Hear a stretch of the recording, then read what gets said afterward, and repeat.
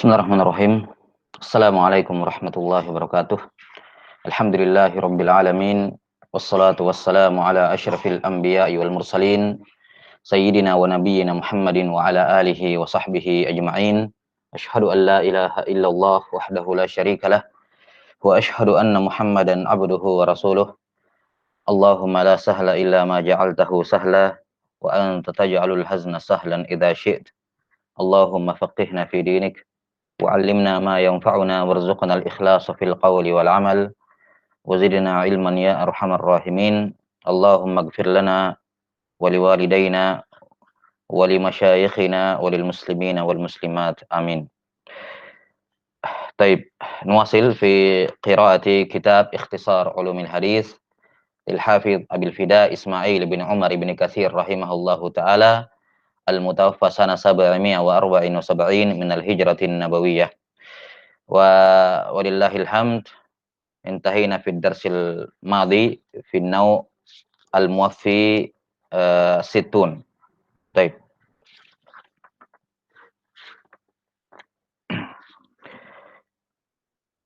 الموفي 60 صحيح. Nah, qala rahimahullahu taala an-nau'ul hadi wasittun. Jenis hadis yang ke-61 fi ma'rifatis siqati wad du'afa'i minar ruwati wa ghairihim. Mengenal rawi-rawi yang siqah, yang dhaif dan selainnya, yakni yang siqah atau yang dhaif ataupun yang majahil, ya, as-siqat, ad-du'afa wal majahil, rawi-rawi yang majhul. Kata beliau rahimahullahu taala wa hadzal fannu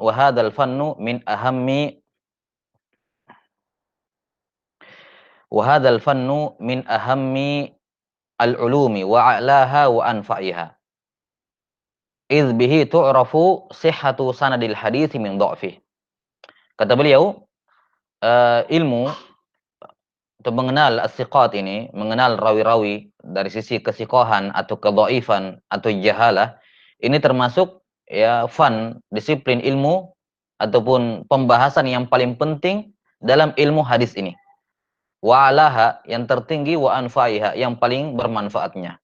Idz bihi tu'rafu sihhatu sanadil hadits min dha'fi. Karena pengetahuan terhadap ahwalur ruwat ini yang menentukan ya pengetahuan kita terhadap sahih tidaknya, sahih atau dhaifnya sebuah sanad. Taib. Dan ini sudah jelas saya kira ya bahwasanya di dalam definisi hadits sahih ataupun hadis makbul secara umum sudah disebutkan persyaratan apa? Adalatur ruwat wa dhabtur ruwat. Adalatur ruwat dan dhabtur ruwat. Dan ini salah satu faktor penentu hadis tersebut makbul atau mardud. Adalah dan dhabat perawi. Dan inilah yang dibahas dalam ilmu ini. Ya, karena itulah ilmu yang berkenaan dengan pengetahuan terhadap kondisi perawi dalam hal kesikohan atau kedhaifan atau kemajhulan, jahalah, ini masuk dalam keumuman ilmu rijal. Ya. Masuk dalam keumuman ilmu ar-rijal, di mana ilmu rijal adalah maudhu'nya adalah semua hal yang berkenaan dengan perawi. Bukan hanya dari sisi status hadisnya, bukan hanya dari sisi adalah dan dhabatnya, tapi segala hal yang berkenaan dengannya berupa sifat-sifat tertentu yang ada pada dirinya yang bisa sangat mempengaruhi dalam hadis. Iya. Karena itulah sebagaimana yang sudah sering kita sebutkan, para sebagian ulama mengatakan bahwa ilmu rijal nisfu ilmil hadis. Ya, pengetahuan terhadap para perawi ya, termasuk di dalamnya dalam masalah ini siqah tidaknya, dia majhul ya, dan hal-hal yang berkenaan dengannya, dia mudallis atau tidak, dia mursil atau bukan, atau dia hadisnya apakah siqah secara mutlak, apakah kesiqahannya pada hafalannya atau pada kitabnya, dan segala hal luas sekali pembahasannya. Ilmu rijal itu nisfu ilmil hadis, setengahnya ilmu hadis. Nah, karena itulah siapa yang tidak mengetahui bab ini, ya, tidak bisa membedakan mana rawi yang siqat wa du'afa, maka ya tidak akan mungkin. Ya, dia sudah kehilangan setengah dari ilmu hadis. Ya, bagaimanapun pengetahuan seorang terhadap teori, ya, teori dalam ilmu mustalahul hadis, tapi tidak diimbangi dengan pengetahuan yang cukup terhadap perawi, maka ini hal yang muskil. Nah, dan cara mengetahui atau mempelajari ilmu rijal ini, mengetahui rijal ar-ruwat, itu bukan yakni kalau dia langsung terjun buka buku-buku biografi satu persatu dia pelajari, itu akan memakan waktu yang sangat panjang sekali. akan memakan waktu yang sangat panjang sekali. Misalnya dia buka buku Takribut Tahdzib atau Tahdzibut Tahdzib. Dia kemudian dia baca satu persatu dari biografi alif sampai apa namanya? Ya, setelah itu masuk ke kunyah, setelah itu masuk ke apa namanya?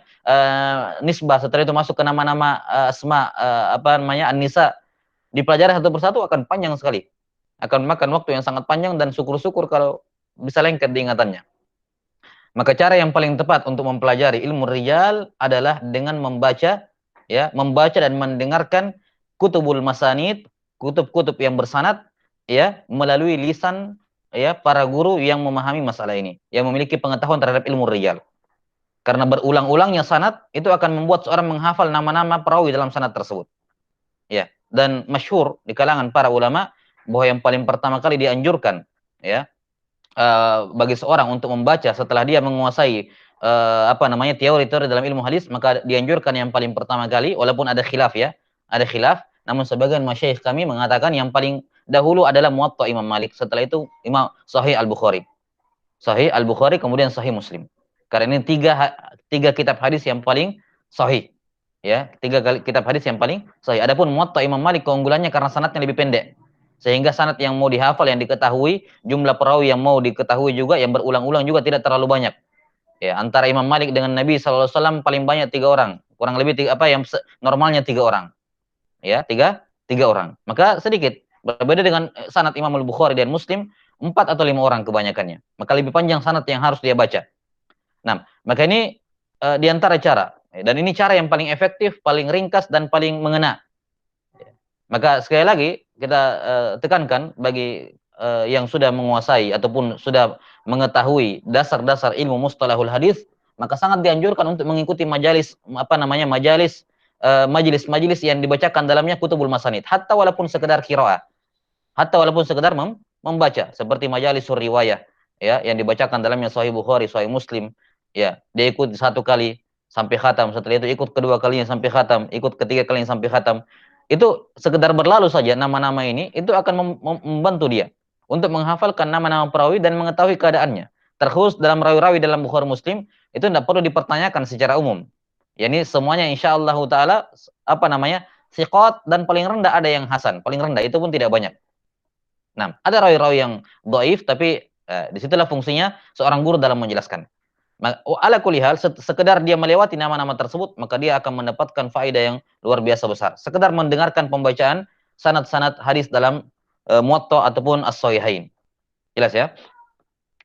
Wa qad sannafa an-nasu fi dzalika qadiman wa haditsa kutuban katsira. Dan para ulama sudah mengarang, ya, kitab-kitab, ya, ar-rijal yang menyebutkan mengenai keadaan mereka, ahwal mereka, kutuban katsira. Dan kutub ini, kitab-kitab yang dikarang oleh para ulama ini secara umum terbagi menjadi 3. Ya, yang pertama ada kitab-kitab yang mukhtas, yang khusus menyebutkan rawi-rawi yang siqat saja. Seperti kitab As-Siqat Ibnu Hibban, ada kitab As-Siqat karya Al-Ijli. Ya, ini khusus mengumpulkan rawi-rawi yang siqat saja. Ini ala apa namanya? Bighaddi nazar an yani an hali al-kitabain, ya.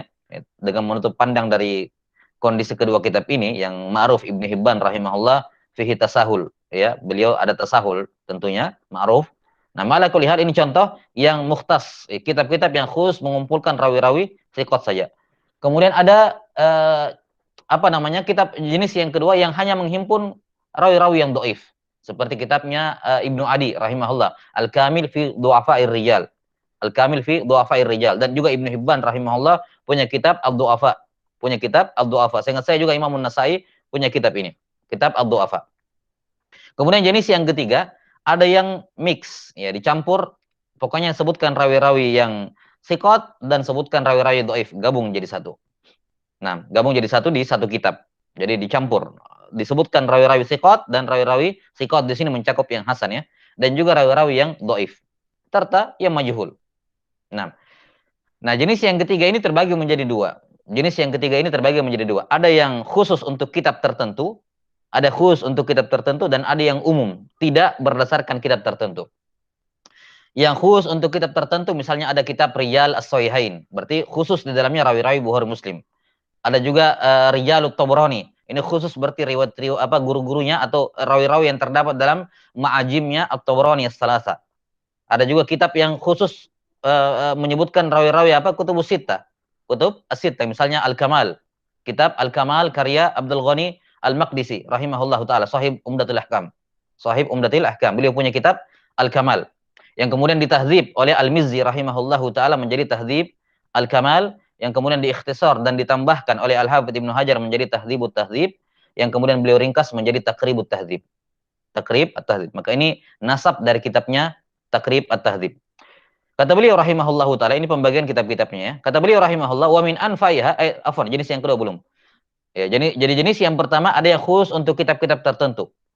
Jenis yang kedua ya, ada yang umum tidak khusus untuk kitab tertentu tapi secara umum. Seperti misalnya kitab Tarikh Al-Kabirnya Imam Al-Bukhari, kemudian Jarh wa Ta'dil karya Ibnu Abi Hatim, ya. Nah, ini umum. Kemudian juga kitab apa namanya Mizanul I'tidal ya, Mizan Al-I'tidal karya Zahabi rahimahullahu taala. Ya, juga Lisanul Mizannya karya Ibnu Hajar. Nah, dan satu hal yang butuh diketahui berkenaan dengan masalah ini bahwa yang berbicara dalam ilmu riyal adalah para ulama al-mutaqaddimin. Para ulama al-mutaqaddimin. Adapun para ulama al-mutaakhirin seperti Al-Hafidz Ibnu Hajar dan Az-Zahabi rahimahumallahu taala, keduanya adalah muhakkik yang mentahqiq. Ya, mereka berijtihad dengan kalamnya para ulama. Ya. Jelas sampai sini? Ya, mereka adalah mujtahid. Yani mereka bisa benar, mereka bisa salah. Al-Hafidz Ibnu Hajar dan Az-Zahabi rahimahullahu taala. Karena itulah sebagaimana yang sudah disebutkan bahwa tariqah sebagian masyayikh di zaman ini seperti Syekh Muqbil rahimahullahu taala, beliau tidak terpaku atau tidak bersandarkan pada ahkamnya Az-Zahabi dan Ibnu Hajar rahimahullahu taala, melainkan beliau langsung mempelajari dirasah terhadap akwal para ulama al-jarh wa ta'dil di zaman mutaqaddimin, Bukhari, Ibnu Abi Hatim, Abu Zur'ah, ya, An-Nasai dan seterusnya, Ibnu Ma'in tentunya, Ali bin Madini, kemudian Yahya bin Sa'id Al-Qattan, ya. Dirasa dengan kalam mereka, setelah itu mereka menyimpulkan sendiri dengan qawaid jarhi wa ta'dil.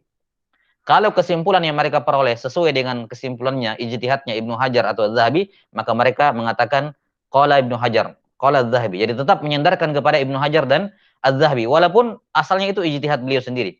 Ijtihad Syekh Muqbil sendiri, namun ketika ijtihad beliau sejalan dengan Ibnu Hajar, maka beliau menisbatkan kepada Ibnu Hajar, tidak kepada diri beliau sendiri. Iya, dan ini mimbab ihtiram kepada para ulama. Tapi kalau ternyata ijtihad yang beliau dapatkan, hasil kesimpulan dirasa yang beliau dapatkan mukhalafah dengan Ibnu Hajar ataupun Az-Zahabi, beliau lebih condong kepada kalamnya Imam Ahmad, maka beliau menisbatkannya kepada Imam Ahmad. Beliau menisbatkannya kepada Imam Ahmad. Qala Ahmad fulan dhaif misalnya, atau yang semacamnya. Taib. Kata beliau rahimahullahu taala, wa min anfa'iha kitab Ibnu Abi Hatim. Di antara kitab Jarh wa Ta'dil yang paling penting, yang paling bermanfaat adalah kitabnya Ibnu Abi Hatim, yakni kitab Al-Jarh wa Ta'dil, di mana di dalamnya beliau menanyakan ahwalur ruwat kepada ayahnya Abu Hatim dan Abu Zur'ah. 6.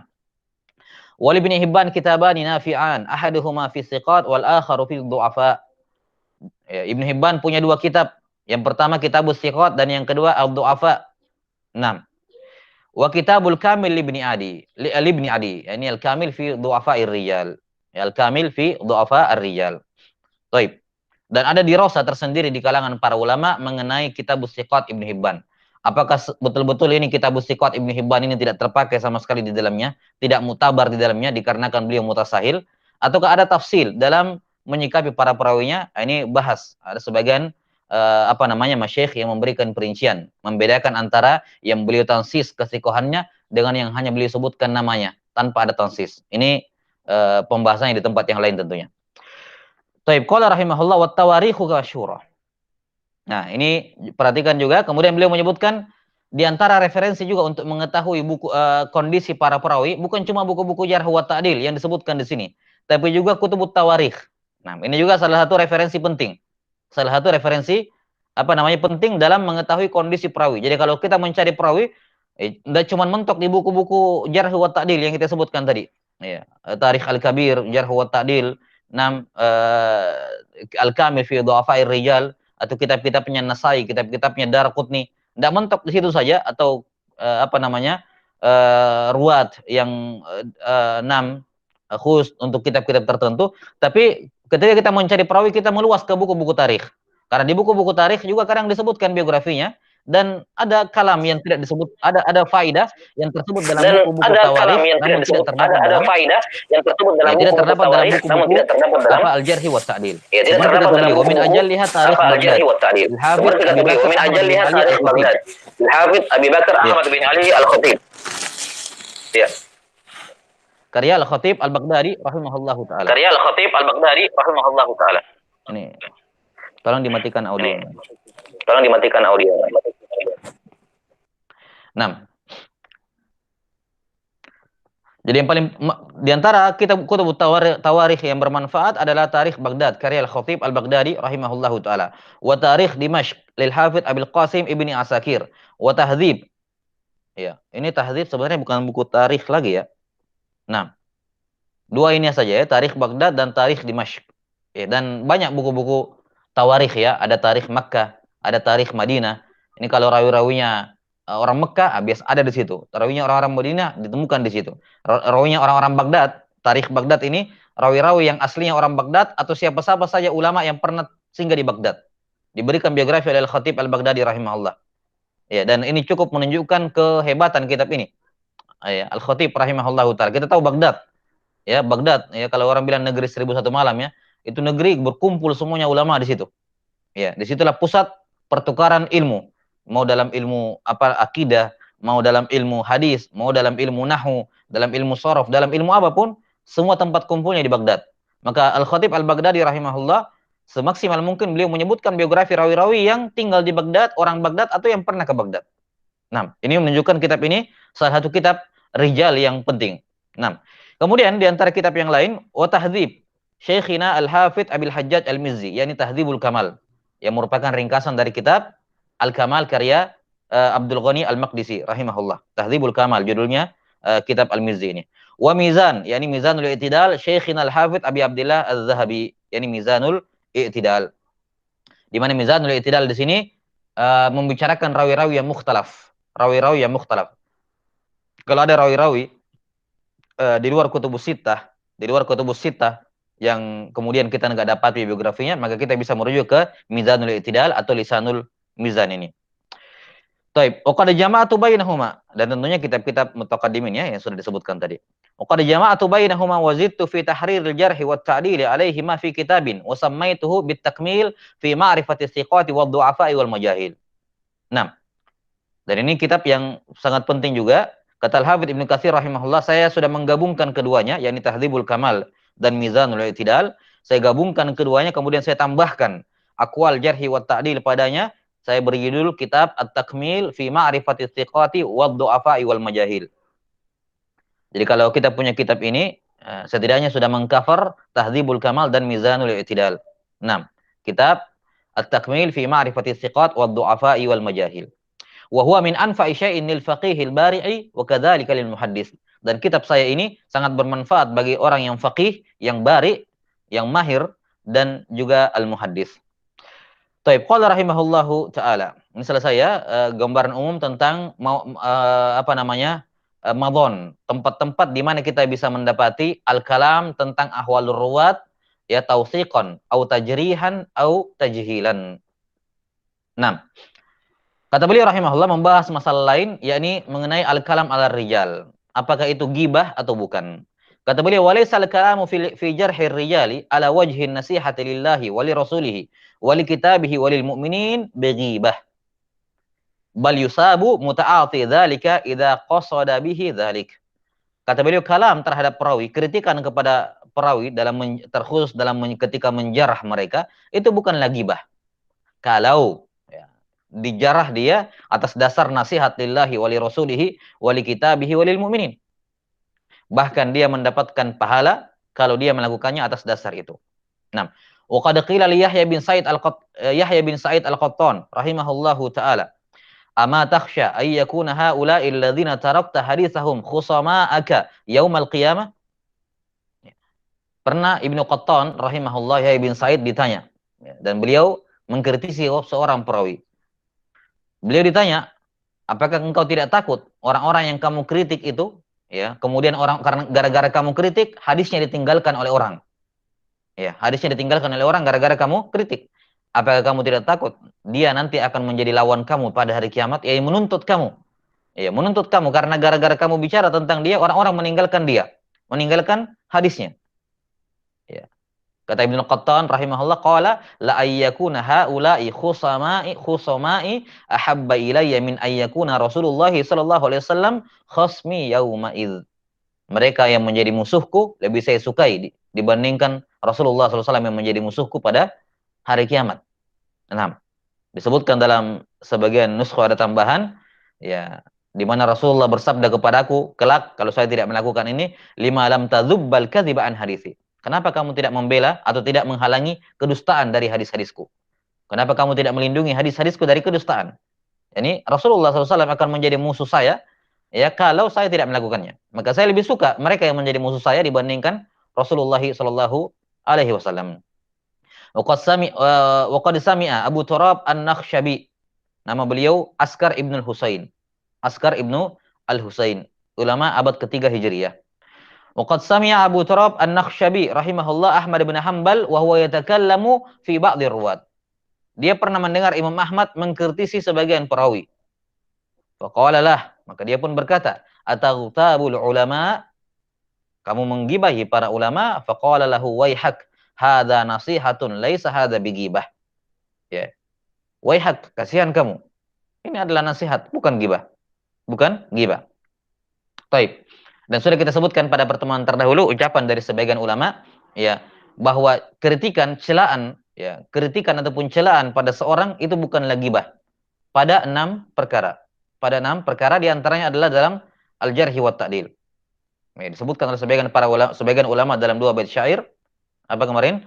Al-qadhu laisa bighibatin fi sittatin mutadhallimin wa mu'arrifin wa muhadziri wa mujahirin fisqan wa mustaftin wa man talabal i'anata fi izalati munkari. 6. Al-qadhu laisa bighibatin fi sittatin. Al-qadah itu bukan ghibah pada 6 perkara.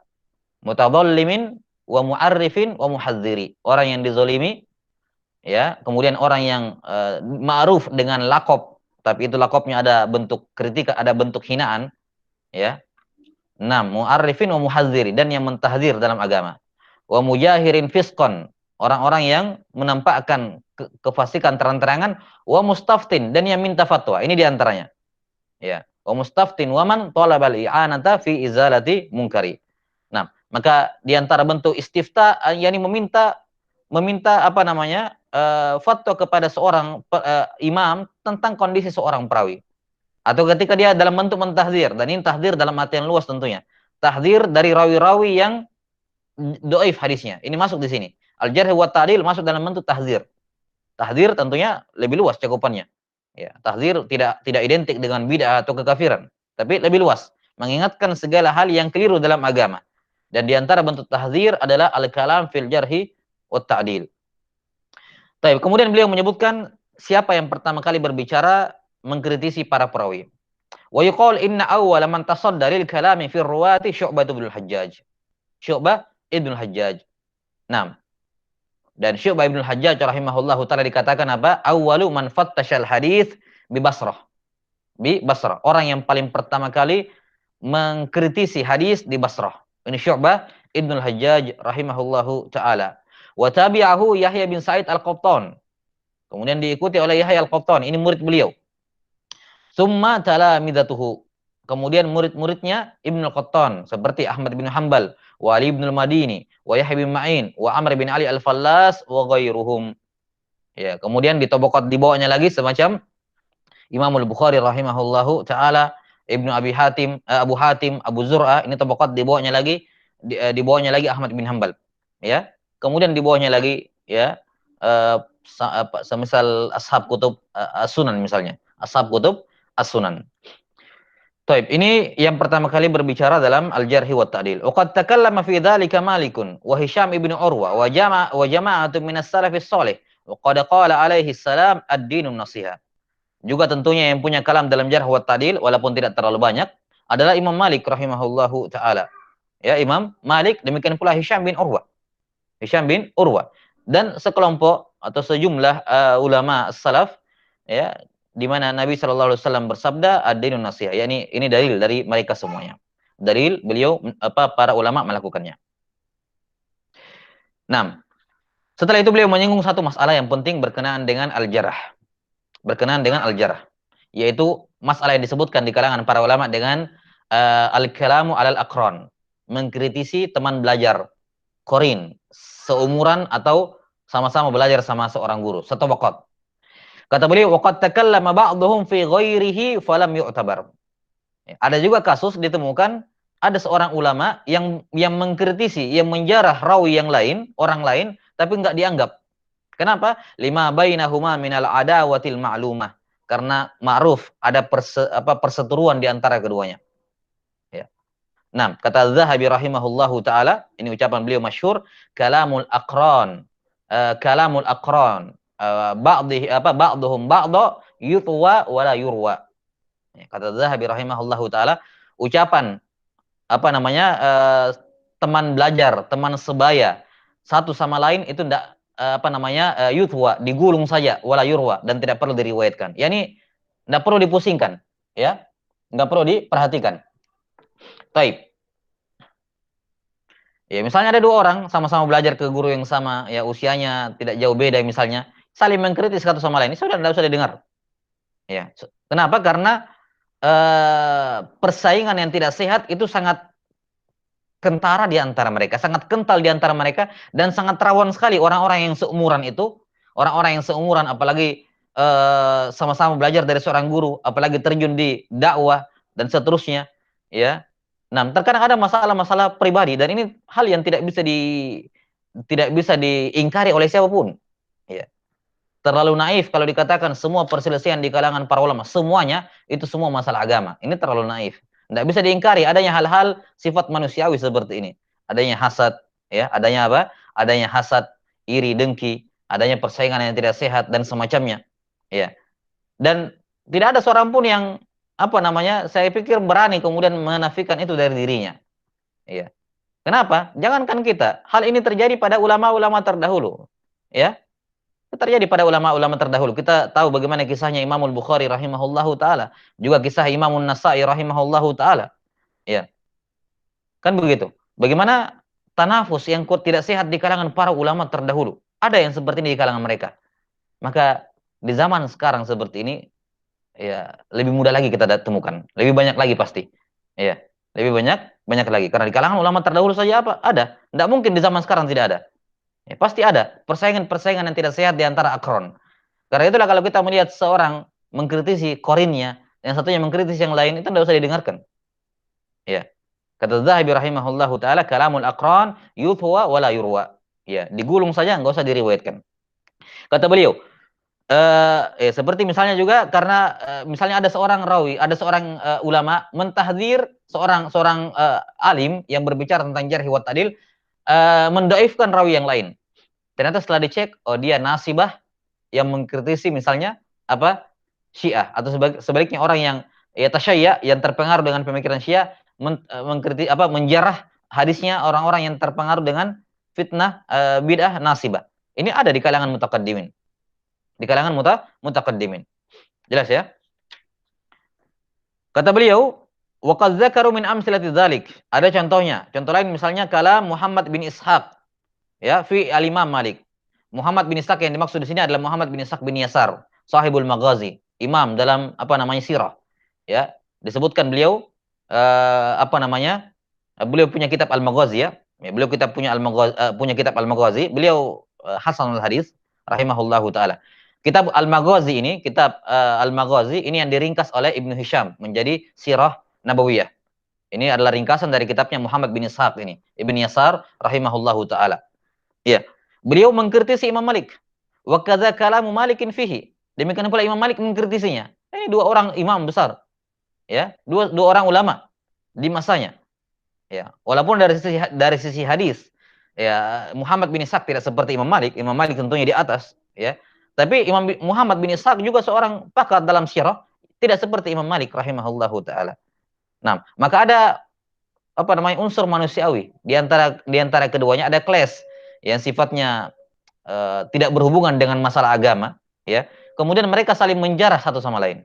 Lihat, orang sekaliber Imam Malik rahimahullahu taala sekaliber Imam Malik kadang ta'assur, dan ini tidak menunjukkan apa-apa kecuali menunjukkan bahwa Imam Malik adalah manusia biasa. Sekaliber beliau ta'assur dengan masalah-masalah manusiawi seperti ini. Iya. Jelas sampai sini? Maka ini juga kadang ada di zaman-zaman belakangan yang sebenarnya hanyalah masalah pribadi tapi dibumbui dengan masalah-masalah ilmiah. Ya. Ditutupi dengan masalah-masalah dalil Quran dan Sunnah. Dan ini apa namanya? Suatu hal yang tentunya tercela, ya. Nah, hal yang tercela.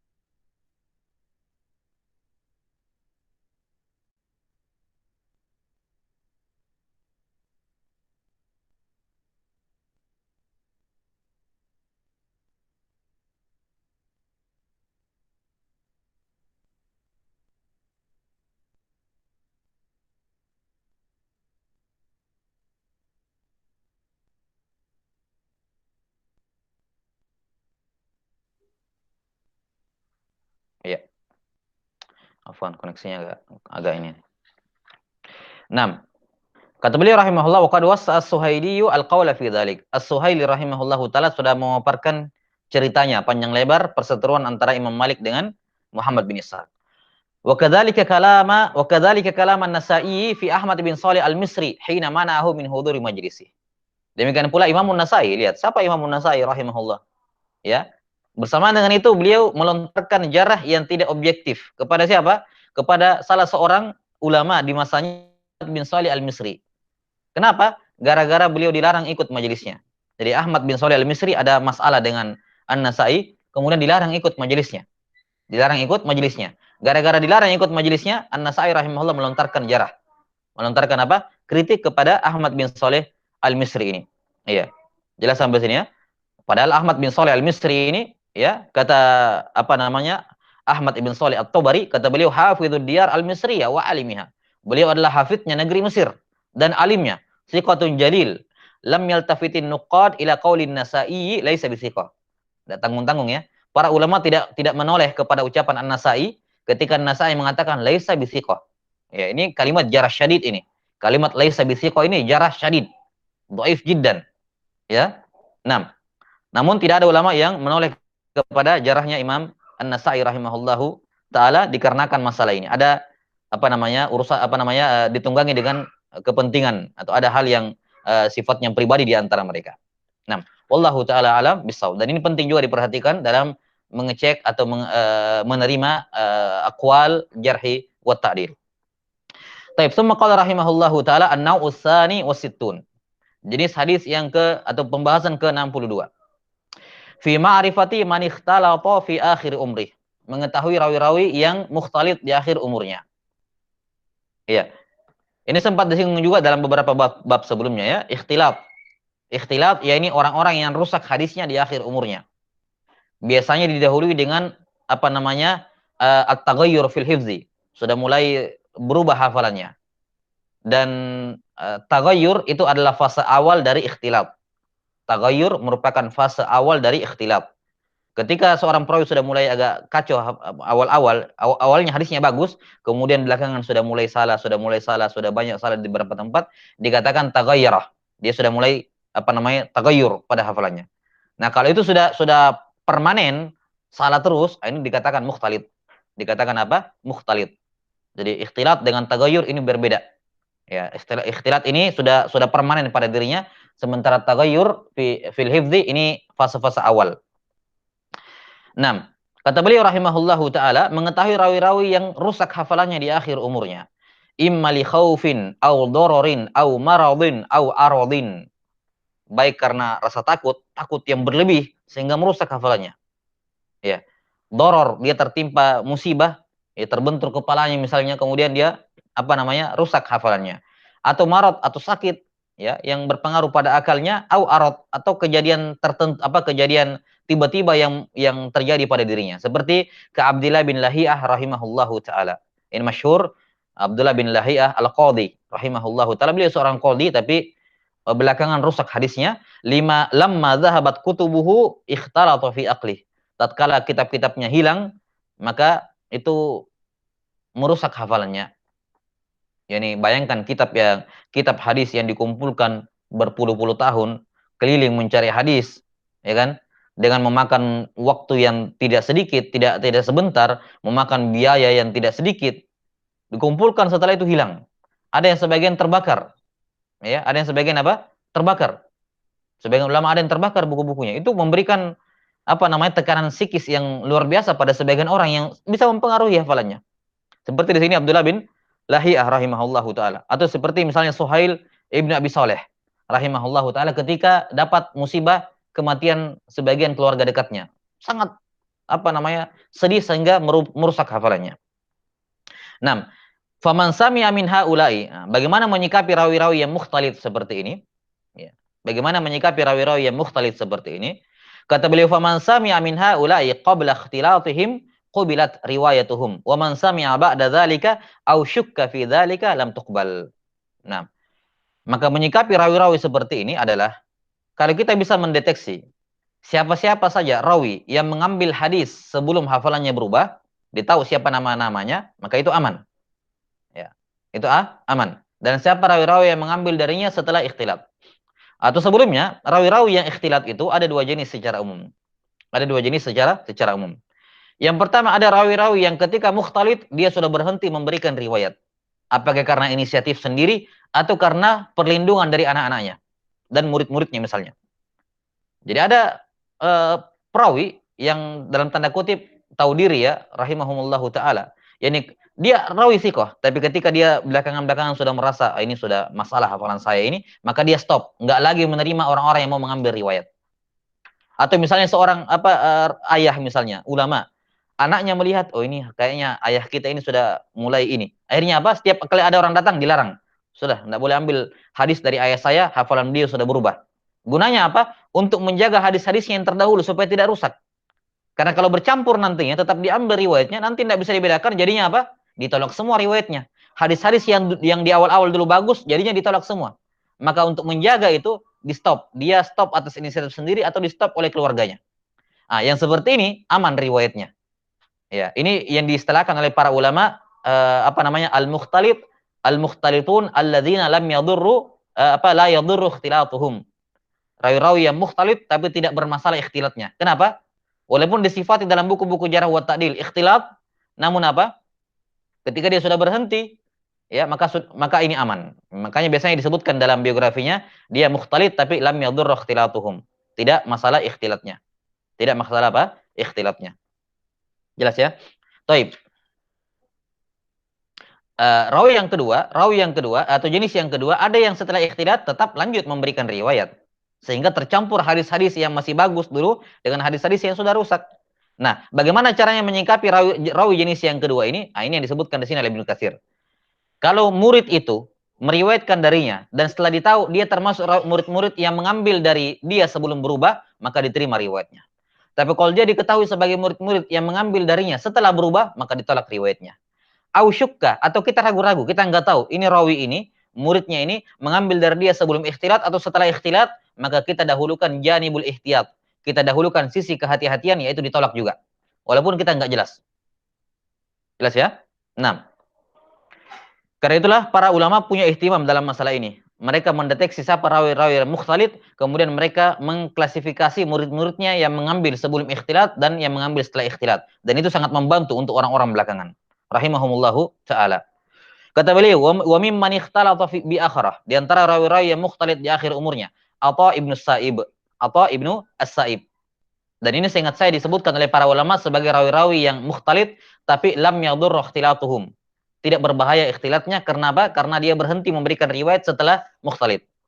Kemudian wa Abu Ishaq As-Sabi'i, qala al-Hafidz Abu Ya'la Al-Khalili wa inna ma sami'a Ibnu Uyainah minhu ba'da dzalik. Ya. Al-Khalili rahimahullah mengatakan Ibnu Uyainah mendengar dari Abu Ishaq As-Sabi'i setelah ikhtilaf. Ini kait muhim. Artinya apa? Abu Ishaq As-Sabi'i rahimahullah taala rawi Al-Bukhari dan Muslim. Masyhur beliau. Abu Ishaq As-Sabi'i. Rawi-rawi dalam As-Sahih, dalam kitab As-Sahih. Namun, kalau ditemukan Ibnu Uyainah meriwayatkan darinya di luar Bukhari Muslim, ya, Ibnu Uyainah meriwayatkan darinya, maka ini riwayatnya ditolak. Kenapa? Ibnu Uyainah mengambil darinya setelah ikhtilaf. Kemudian Sa'id bin Abi Arubah rahimahullah, wa kana sama Waqi'in wal Mu'afi bin Imran minhu ba'da ikhtilati. Ini juga. Sa'id bin Abi Arubah adalah salah seorang asbatun nas. Beliau adalah asbatun nas fi Qatadah, orang yang paling kuat riwayatnya dari Qatadah. Tapi beliau ikhtilat di akhir umurnya. Nah, disebutkan di sini ada dua perawi yang mengambil darinya setelah ikhtilat, yaitu Waqi' ibnul Jarrah dan Al-Mu'afi bin Imran. Maka riwayat Waqi' dari Sa'id itu dhaif. Ikhtilaf. Yani Waqi' thiqah, Sa'id thiqah, tapi riwayat Waqi' dari Sa'id ini mukhtalid. Jelas ya? Berikutnya wal Mas'udi, wa Rabi'ah, wa Salih maula Tau'amah, wa Husain ibn Abdurrahman, qalahu An-Nasa'i. Ya, wa Sufyan ibn Uyainah qabla mautihi bisanatain. Ibnu Uyainah juga 2 tahun sebelum meninggal beliau berubah hafalannya. Qalahu Yahya Al-Qattan, sebagaimana dikatakan oleh Al-Qattan. Wa Abdul Wahhab As-Saqafi, nama lengkap beliau Abdul Wahhab Ibn Abdul Majid As-Saqafi. Qalahu Ibnu Ma'in. Dan beliau ini Abdul Wahhab Ibn Abdul Majid As-Saqafi termasuk rawi-rawi yang mukhtalid walam yadurra ikhtilatuhu. Tapi tidak ada masalah ikhtilatnya karena dia berhenti setelah ikhtilat. Maka hadisnya Abdul Wahhab Ibn Abdul Majid As-Saqafi diterima secara mutlak. Ya, walaupun statusnya dikatakan ikhtilat tapi dia la yadurru ikhtilatuhu. Wa Abdul Razzaq ibn Hammam rahimahullahu taala. Qala Ahmad bin Hanbal ikhtalata ba'da ma ami fa kanat yulaqqan fayatalaqqan faman sami'a minhu ba'da ma amiya fala syai'.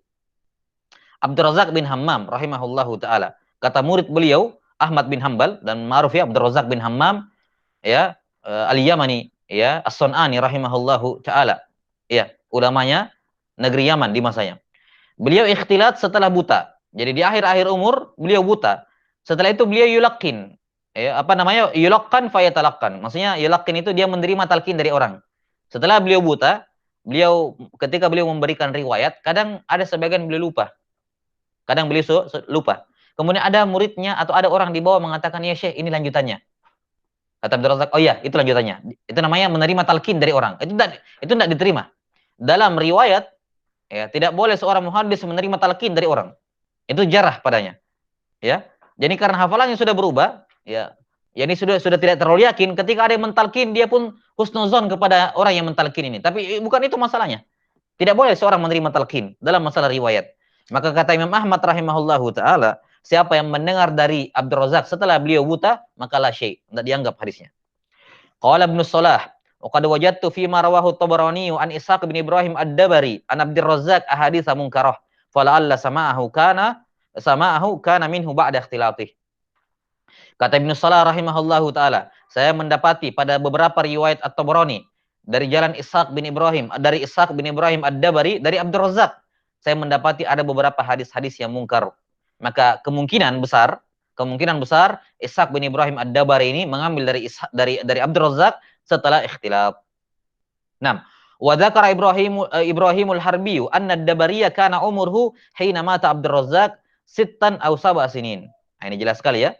Ibrahim Al-Harbi mengatakan bahwa usia Ad-Dabari ya, usianya Ad-Dabari ketika Abdul Razzaq meninggal itu baru sekitar 6 atau 7 tahun. Berarti dia mendengar di tahun-tahun terakhirnya Abdul Razzaq. Maka ini bukti yang semakin menegaskan bahwa Ad-Dabari itu mengambil riwayat dari Abdul Razzaq setelah dia buta rahimahullahu taala. Berikutnya Arim ya, nama beliau Muhammad Ibnul Fadl Abu Nu'man. Ini lakab beliau Arim. 6. Nama beliau Muhammad Ibnul Fadl Abu Nu'man. Ikhtalata bi akhrah. 6.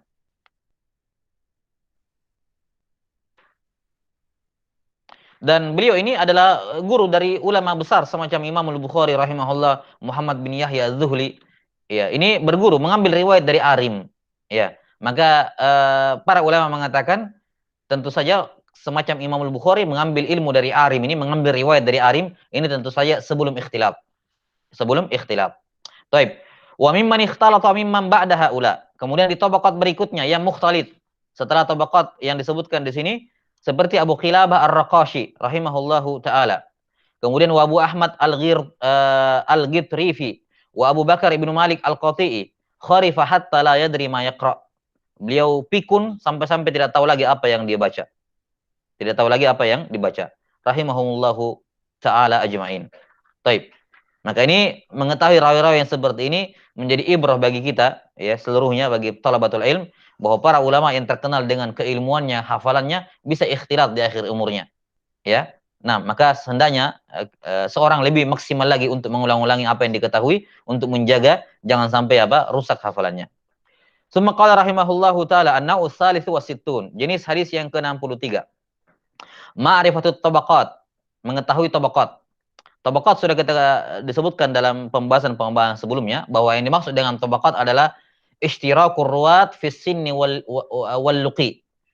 Ishtirakur ruwat fi sinni wal luqi. Sejumlah perawi yang bersekutu yang sama-sama dalam usia, yakni berdekatan usianya, sebaya, wal luqi dan sama dalam gurunya. Gurunya sama atau tabaqat gurunya juga sama. Maka dikatakan ini mereka satu tabaqat. Usianya berdekatan dan sama-sama meriwayatkan dari guru. Yakni tabaqat gurunya juga sama. Wadzalika amrun istilahiyyu. Ya, dan ini masalah tabaqat ini adalah perkara istilah. Ya, dari awal beliau sudah mengisyaratkan bahwa ini masalah murni istilah. Ya.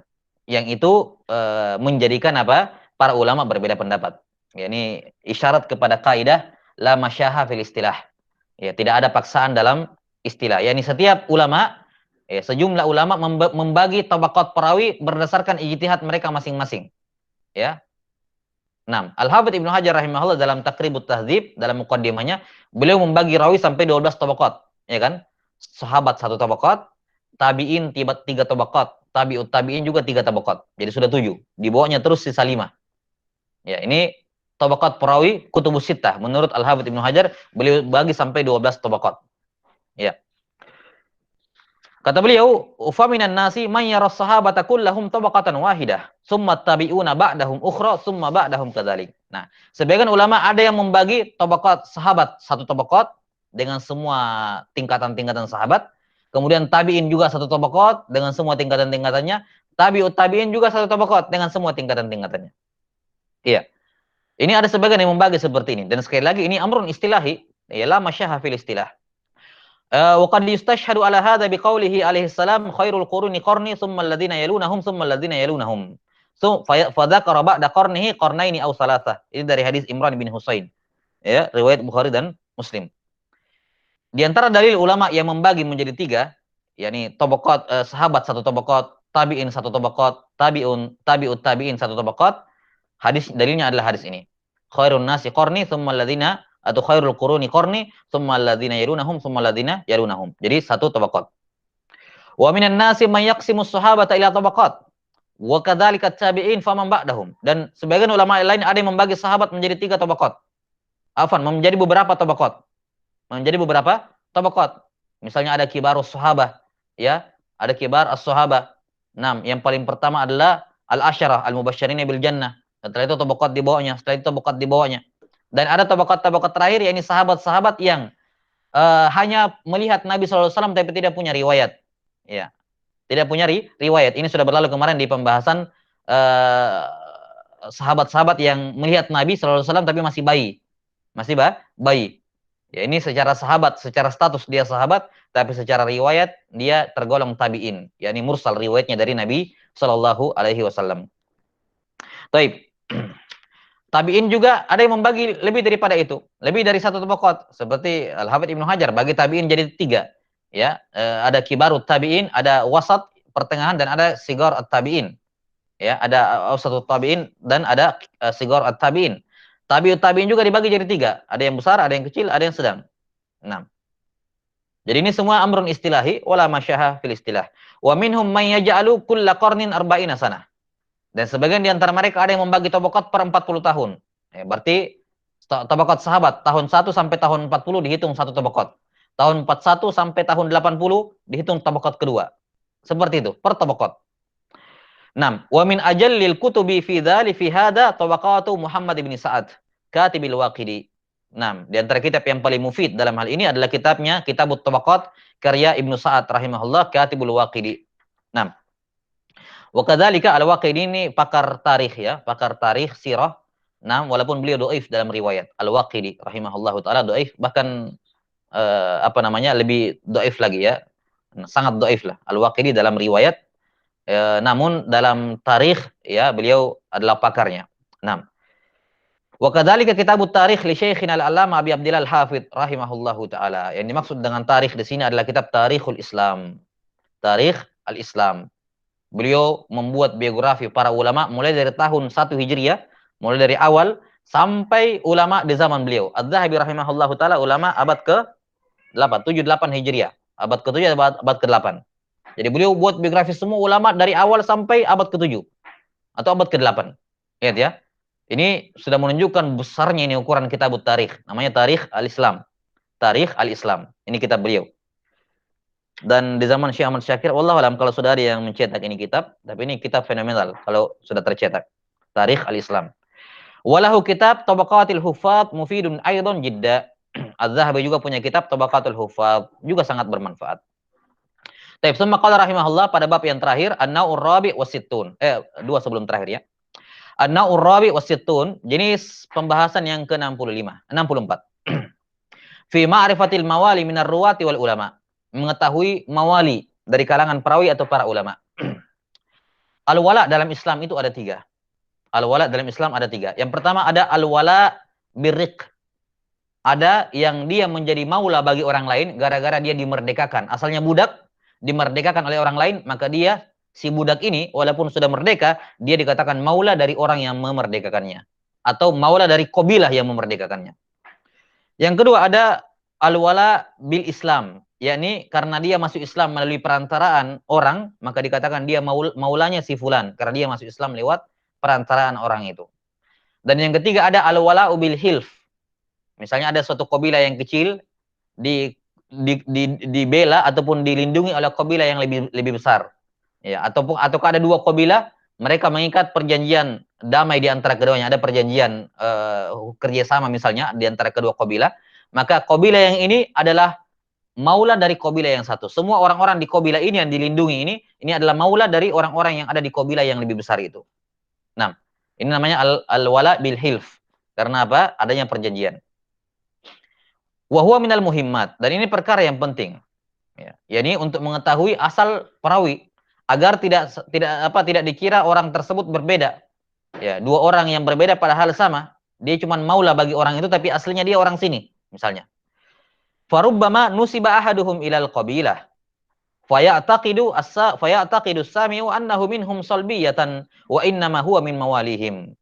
Ya, karena ada kadang seorang perawi dinisbatkan nisbatnya dia ya adalah kepada apa? Kepada sebuah kabilah. Misalnya ada seorang perawi dinisbatkan kepada kabilah tertentu. Misalnya dikatakan dia Al-Ju'fi.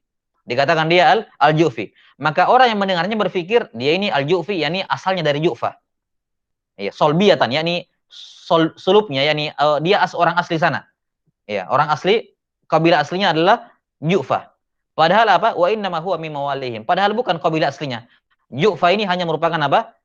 Adalah suku yang menjadi maula bagi dirinya. Nah, fayumayyazu dzalika liyu'lam. Maka mengetahui masalah mawali ini penting agar bisa diketahui. Wa in kana qad warada fil hadits sahih maulal qaumi min anfusihim. Ya, walaupun ada dalam hadis sahih bahwa maulal qaum min anfusihim, ya, bahwa maula sebuah kaum itu bagian dari mereka, tapi tetap saja butuh dibedakan untuk mengetahui atau jangan sampai terjadi salah paham dalam mengenali seorang perawi. Baik, wa min dzalika Abul Bakhtari At-Ta'i wa huwa Sa'id ibn Fairuz wa huwa maulahum. Ini Abul Bakhtari maula At-Ta'i. Ya, dia maula bagi suku kabilah At-Ta'i, maka dinisbatkan kepadanya. Ya, Abul Bakhtari nama beliau Sa'id ibn Fairuz At-Ta'i. At-Ta'i ini bukan nisbah aslinya, tapi nisbah karena maula, karena al-wala. Wa kadzalika Abul Aliyah Ar-Riyahi. Ini Abul Aliyah Ar-Riyahi rahimahullahu taala. Ya, wa kadzalika Laits ibn Sa'ad Al-Fahmi. Ya, kata Imam Syafi'i rahimahullahu taala, marasil ar-riyahi riyah. Kata Syafi'i rahimahullah, hadis-hadis mursalnya Abul Aliyah ar-Riyahi itu riyah, angin, yakni ringan, tidak ada bobotnya, ditolak. Nah, beliau seorang tabi'in. Wa kadzalika Laits bin Sa'ad Al-Fahmi. Beliau asalnya Misri. Abul Haris Al-Misri rahimahullahu taala, Laits bin Sa'ad ini. Nah, Al-Fahmi ini adalah nisbat kepada maula beliau. Nah, beliau selevel ya, setabaqat dengan Imam Malik rahimahullahu taala. Beliau punya mazhab tersendiri sebagaimana yang sudah tersebut sebelumnya. Wa kadzalika Abdullah bin Wahab Al-Qurashi, huwa maulan li Abdullah bin Salih katibil Lais. Nah, beliau adalah maula dari Abdullah bin Salih katibil Lais. Wa hadza katsir. Nah, demikian pula fa amma ma yuzkaru fi tarjamatil Bukhari annahu maulal Ju'fiyin. Nah, taib ini yang pertama yang disebutkan semua di sini dari Abul Bakhtari sampai Abdullah bin Wahab ini adalah al-wala karena apa? Al-wala karena ar-riq, yakni kadang dia tadinya budak kemudian dimerdekakan, atau mungkin kakek-kakeknya dulu budak kemudian dimerdekakan. Jadi bukan cuman ketika ada seorang misalnya dia budak kemudian dimerdekakan oleh orang dari kabilah yang lain, maka dia adalah maula dari kabilah tersebut. Tapi ini bukan hanya berlaku untuk dirinya, untuk anaknya, untuk cucunya, untuk ini ke bawah, semuanya dikatakan maula dari sana. Kenapa? Ini bisa dinisbatkan maula ke sana. Kenapa? Karena kakek-kakeknya dulu adalah budak yang dimerdekakan oleh orang sana. Jadi bukan hanya berlaku kepada orang yang dimerdekakan, tapi juga untuk keturunannya. Jelas ya? Ini wala karena ar-riq, dimerdekakan karena dia menjadi maula bagi orang lain karena dimerdekakan. Seperti misalnya Bilal, ya Bilal maula Abu Bakar As-Siddiq, ya Barirah maulat li Aisyah radhiyallahu taala anha karena dimerdekakan oleh Aisyah radhiyallahu anha. Yang kedua al-wala bil Islam. Kata beliau, fa amma ma yuzkaru fi tarjamatil Bukhari annahu maulal Ju'fiyin fali islami jaddihil a'la ala yadi ba'dil Ju'fiyin. Adapun yang disebutkan bahwa Al-Bukhari rahimahullahu taala adalah maula al-Ju'fi itu dikarenakan kakek-kakeknya ke atas itu masuk Islam melalui salah seorang dari kabilah Ju'fi yang bernama Al-Yaman.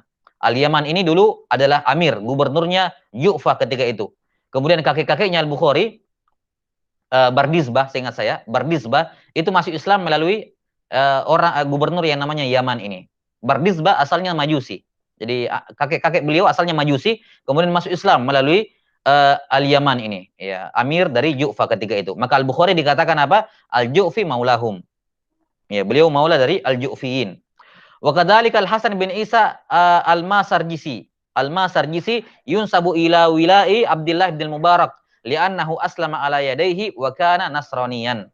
Demikian pula Al-Hasan bin Isa masuk Islam melalui perantaraan tangannya Abdullah bin Mubarak, maka dinisbatkan walaknya kepadanya. Ini jenis yang kedua. Jenis yang ketiga, wa qad yakunul wala'u bil hilfi. Ini perjanjian. Kama yuqalu fi nasabi al-Imam Malik bin Anas maula Taimiyin wa huwa himyariyun asbahiyun solbiyatan. Imam Malik dikatakan nisbat beliau at-Taimiyin, maula Taimiyin. Ya, padahal aslinya beliau himyar asbahi. Ya, himyariyun asbahiyun. Itu asalnya. Walakin kana jadduhu Malik, kakeknya Imam Malik yang bernama Malik. Karena nama lengkap beliau kan Malik ibn Anas bin Malik. Nah, Malik ini kakeknya Imam Malik, yaitu Malik ibnu Abi Amir, halifan lahum. Ya, ini halif bagi Bani Taim. Bani Taim. Wa qad kana asifan 'inda Thalha bin Ubaidillah At-Taimi aidha fa nusiba ilaihim kadzalik. Beliau pernah bekerja, ya, kalau mungkin orang sekarang kayak karyawan ataupun pembantu mungkin, asif. Ya, dia bekerja pada Thalha bin Ubaidillah At-Taimi, maka dinisbatkan kepadanya, ya, ke Bani Taim. Wa qad kana jama'atun min sadatil ulama fi zaman salaf minal mawali. Dan sejumlah ulama, ya, dari kalangan para ulama salaf terdahulu, ini semuanya adalah maula. Ya, ini kisah yang menarik kata beliau rahimahullah. Ada dua kisah yang penting di sini dalam masalah bahwa Allah Subhanahu wa taala tidak melihat status sosial dalam memberikan ilmu agama. Nah, wa qad rawa Muslimun fi sahihihi anna Umar bin Al-Khattab radhiyallahu anhu lamma talaqahu naibu Makkah asna'a at-tariq fi hajjin aw umrah. Qala lahu. Ya. Jadi ceritanya Umar bin Khattab radhiyallahu taala anhu pernah memanggil gubernur Mekah ketika itu. Gubernur Mekah ketika itu. Kemudian mereka bertemu di tengah jalan. Mungkin Umar juga sedang berjalan keluar atau mungkin menuju Mekah, ketemu di tengah jalan. Ya, ketemu di tengah jalan. Faqala lahu man istakhlafta ala ahli al-wadi. Beliau bertanya kepada gubernurnya, siapa yang kamu tunjuk sebagai pengganti kamu, ya, untuk menangani Ahlul Wadi, yakni Mekah. Qala Ibnu Abzah. Kata gubernurnya, pengganti saya Ibnu Abzah. Qala waman Ibnu Abzah. Ya, waman Ibnu Abzah. Siapa itu Ibnu Abzah? Kata Umar. Qala rajulun minal mawali. Seorang dari kalangan mawali. Ya. Faqala ama inni sami'tu nabiyyakum sallallahu alaihi wasallam yaqul innallaha yarfa'u bi hadzal ilmi aqwaman wa yadh'u bihi akharin. Ya, saya mendengar Rasulullah SAW bersabda, Allah mengangkat sekelompok kaum dengan ilmu dan merendahkan yang lain karena tidak berpegang dengan ilmu. Nah, dalam riwayat lain kisah ini, Umar sempat menegur, kenapa engkau memberikan kepada Ibnu Abzah, kepada seorang maula? Ya, kenapa kamu memberikan kepada seorang maula? Kata siapa? Gubernurnya, ya Amirul Mukminin kana hafizan bil Quran wa aliman bil faraid. Bahwa dia ini menghafal Quran dan dia mengetahui ilmu faraid, ilmu warisan. Ya.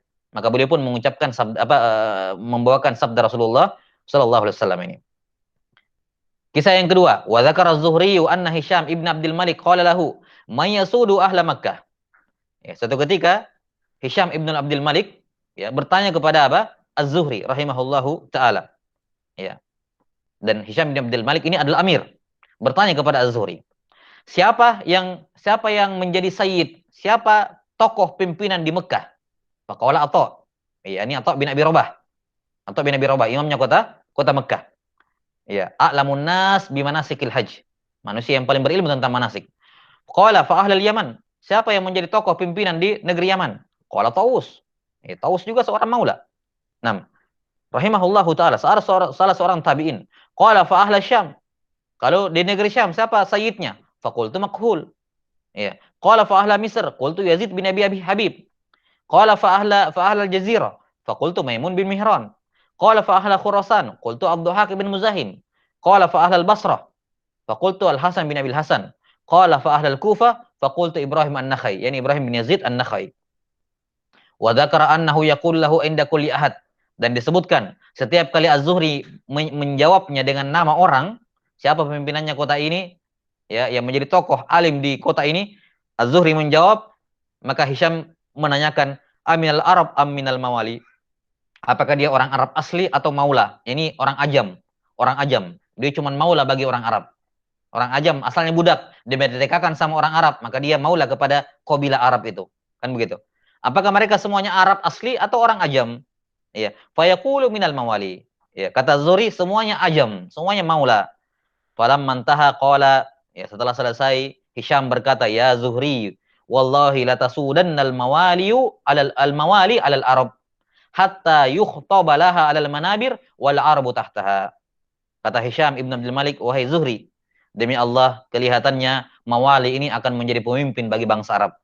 Sampai-sampai akan kita temui seorang maula berkhutbah dan orang Arab berada di bawah mendengar. Nah, faqultu ya Amirul Mukminin, innama huwa amrullahi wa dinuhu, faman hafidhahu sada wa man dhayya'ahu saqab. Wahai Amirul Mukminin, masalah kepemimpinan asyada itu adalah amrullah wa dinihi. Ini masalah ilmu ini urusan Allah taala. Siapa yang menjaganya, dia akan memimpin, dan siapa yang menelantarkan, dia akan jatuh. Baik, kata Ibnu Katsir rahimahullah, qultu wa sa'ala ba'dul a'rabi li rajulin min ahli al-Basrah. Ada seorang Arabi, ya, suku nomaden dari bangsa Arab, berkata kepada seorang penduduk Basrah. Faqala man huwa sayyidu hadhil baldah? Siapakah pimpinannya kota Basrah? Qala Al-Hasan bin Abil Hasan Al-Basri. Ya. Qala amaulahu? Qala na'am. Apakah dia seorang maula? Katanya iya. Dia pemimpin kota Basrah, tapi dia seorang maula. Qala fabi masadahum. Kata Arabi ini, dengan apa dia menjadi tokoh pimpinan di kota Basrah? Faqala bihajatihim ila ilmihi wa adami ihtiyajihi ila dunyahum. Ya. Kenapa? Karena mereka semua butuh kepada ilmunya Al-Hasan, namun apa? Al-Hasan tidak butuh kepada ilmunya. Tidak butuh kepada ilmunya. Nah, ini Al-Hasan Al-Basri, ma'ruf ya. Al-Hasan bin Abil Hasan Al-Basri rahimahullahu taala.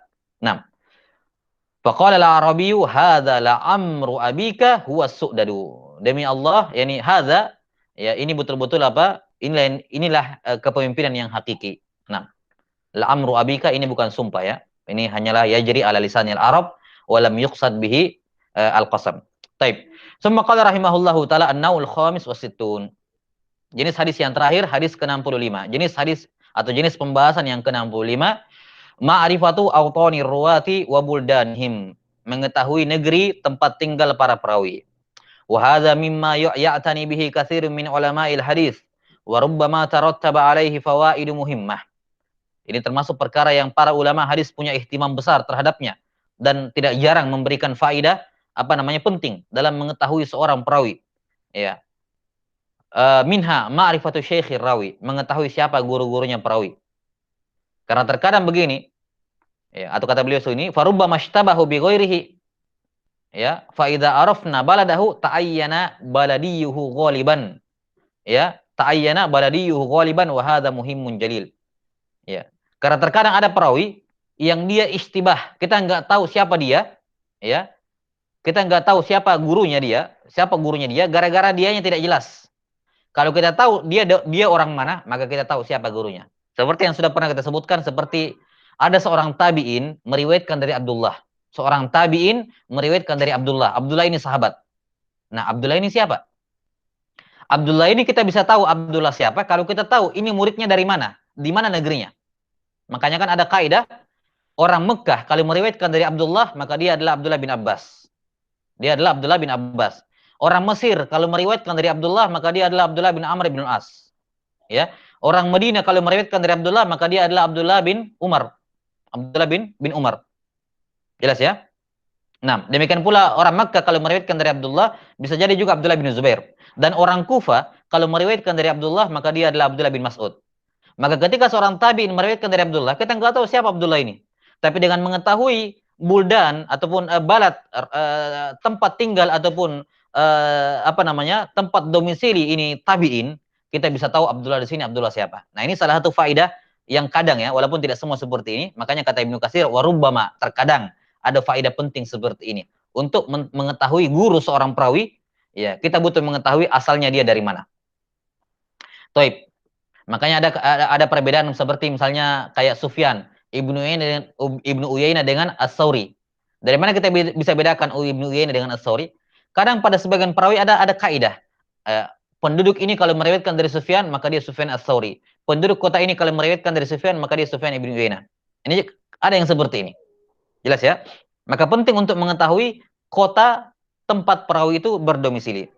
Kata beliau rahimahullahu taala, wa qad kanatil arabu innama yunsabuna ila al-qabail wal amair wal asyair wal buyut wal ajamu ila syu'ubiha wa rasatiqiha wa buldaniha wa banu Israil ila asbatiha. Nah, ini kondisi nisbat di zaman-zaman sebelum Islam datang. Jadi kalau orang Arab dahulu, orang-orang Arab, makanya rawi-rawi mutaqaddimin dari kalangan tabi'in ataupun atba'ut tabi'in, itu di kalangan rawi-rawi mutaqaddimin, itu nisbat mereka bukan ke negeri, bukan ke kota. Nisbat mereka kepada qabilah, ya, kepada keluarga, ya, kepada keluarga besarnya, kepada al-buyut, ya, kepada al-amair. Intinya nisbat orang-orang Arab itu asalnya bukan kepada kota tempat tinggal, tapi kepada kabilah. Kabilah atau mungkin keluarga besar di dalamnya. Seperti di dalam Quraisy ada keluarga besar namanya Hashim, dikatakan Al-Hashimi. Ya. Itu nisbatnya orang-orang Arab dan ini masih dipegang oleh para rawi-rawi mutaqaddimin. Rawi-rawi mutaqaddimin begitu nisbatnya. Nisbat kepada kabilah, bukan nisbat dikatakan Al-Basri, Al-Kufi dan semacamnya. Itu nisbat mutaakhirin. Nah, dan itu diambil dari kebiasaan orang Ajam. Kata beliau Al-Ajam, kalau orang Ajam itu nisbat mereka kepada syu'ub atau kepada rasatiq atau kepada buldan.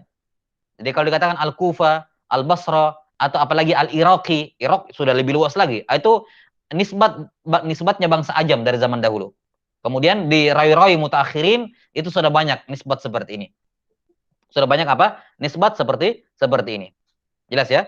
Al-Iraqi, ataukah misalnya Al-Wasiti dan semacamnya, ini semua nisbat kepada buldan sudah. Ini nisbat mutaakhirin yang diambil dari cara nisbatnya orang-orang Ajam, non-Arab. Adapun orang Arab asli tidak seperti itu cara menisbatkannya. Mereka nisbatnya kepada qabilah atau kepada keluarga besar, lebih sempit lagi. Sebentar Bani Israel, yakni kalau ada orang yang asalnya orang Yahudi kemudian masuk Islam, maka biasanya nisbat mereka kepada asbatnya, kepada keturunan-keturunannya. Kepada nenek moyangnya. Falamma ja'al Islam wa antashara an-nasu fil aqalim nusibu ilaiha au ila mudaniha au quraha. Setelah datangnya Islam dan manusia tersebar ke banyak benua, ya, maka mereka pun dinisbatkan kadang kepada negaranya, kadang kepada kotanya, kadang kepada desanya, kadang kepada ini. Jelas ya? Maka ini penting untuk mengetahui, ya, asalnya di mana. Kemudian juga penting diketahui rawi-rawi yang punya dua tempat tinggal, satu tempat lahir, satu tempat domisili. Ini berarti dua nisbatnya. Kita juga harus mengetahui, jangan sampai ditemukan dalam sanad, di sanad ini dia pakai nisbat tempat lahirnya, kota lahirnya atau ya, daerah lahirnya. Di sanad yang lain dia pakai nisbat tempat tinggalnya, domisilinya sekarang. Maka apa? Kita sangka ini dua orang berbeda padahal sama saja. Maka ini penting mengetahui seperti ini. Kata beliau, "Faman kana min qaryatin falahu lintisabu ilaiha bi ainiha au ila madinatiha insya'a au iqlimiha." Ya. Kata beliau, maka siapa saja yang berasal dari qaryah tertentu, dari desa tertentu, maka dia boleh menisbatkan diri kepada desanya atau kepada Madinah, kota yang lebih besar. Ya, kalau kita mungkin dia mau nisbat kepada kelurahannya bisa, mau ke kabupatennya bisa, mau ke provinsinya bisa, ya gitu ya. Atau yang lebih luas dari, misalnya ke negaranya. Ini lebih luas lagi. Jelas ya? Wa man kana min buldatin tsumma intaqala minha ila ghairiha falahu lintisabu ila ayyihi masya. Tapi kalau dia lahir di satu kota, kemudian pindah ke kota yang lain, maka dia boleh menisbatkan kepada salah satu dari dua kota ini yang mana dia mau, terserah.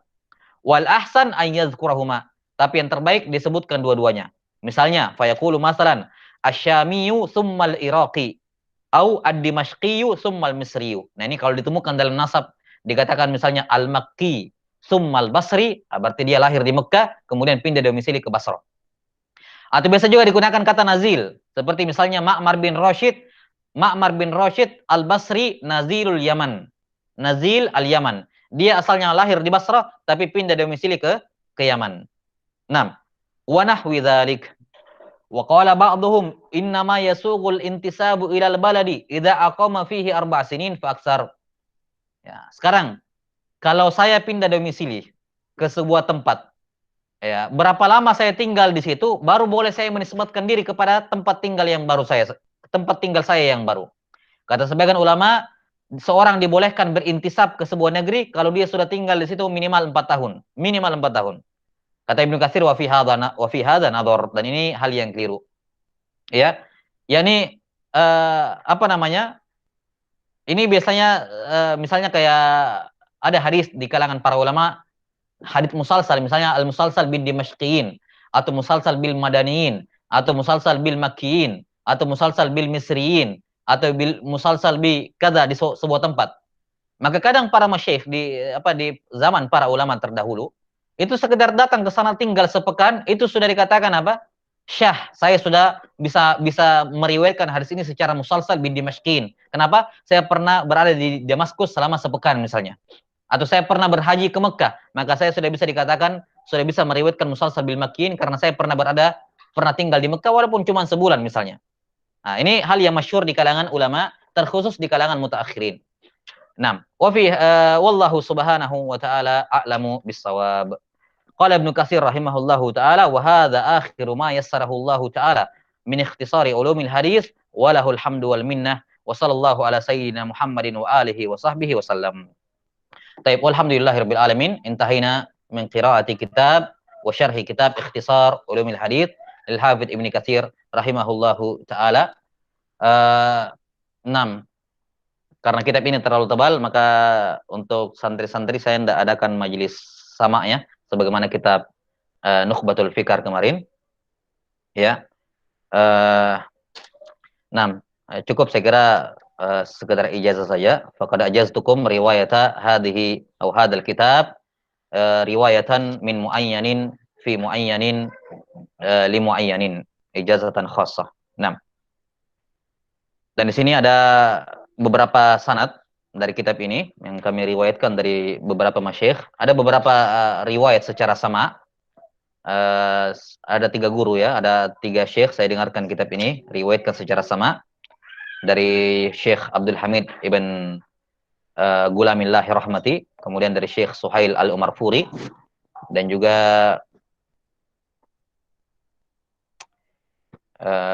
saya lupa satu lagi siapa. Ada 3 orang perawi. Dan secara ijazah ada beberapa perawi juga. Di sini saya bacakan sanad yang tertinggi secara ijazah untuk kitab Ikhtisar Ulumul Hadis. 6. Bismillahirrahmanirrahim. Arwihi ijazatan an Syekh Zahiruddin Al-Mubarakfuri rahimahullahu taala wa huwa an Ahmad ibn Abdullah Al-Baghdadi an Abdurrahman ibn Hasan Al-Syekh an jaddihi Al-Imam Muhammad ibn Abdul Wahhab rahimahullahu taala an Abdullah bin Saif an Abil Mawahib Muhammad Al-Ba'li anin Najm Muhammad ibn Al-Badar Muhammad Al-Ghazzi an abihi an Abil Fatah Muhammad Al-Mizzi, ya, an Syams Muhammad ibn Muhammad Al-Jazari Al-Muqri anin muallifihi Al-Hafidz Ibnu Katsir rahimahullahu taala. Dan ini salah satu sanad yang tertinggi secara ijazah untuk karya tulis Ibnu Katsir, terkhusus Ikhtisar Ulumul Hadis, di mana perantara antara kita dengan Ibnu Katsir itu ada 10 orang. Ada 10 orang. 6. Saya ulangi sanadnya.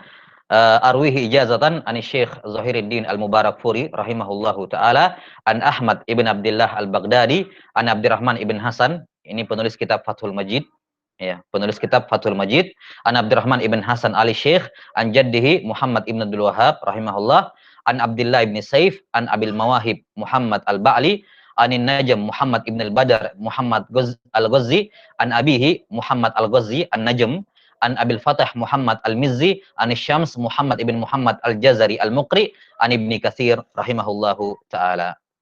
Taib walillahil hamd. Naktafi bihadzal qadar wal ilmu indallah. Nas'alullaha ta'ala yu'allimana mimma yanfa'una wa ay yanfa'ana bima 'allamana innahu waliyudzalika wal qadiru 'alaih. Subhanakallahumma wa bihamdik asyhadu an la ilaha illa anta astaghfiruka wa atubu ilaik. Walhamdulillahirabbil alamin. Assalamualaikum warahmatullahi wabarakatuh. Taib.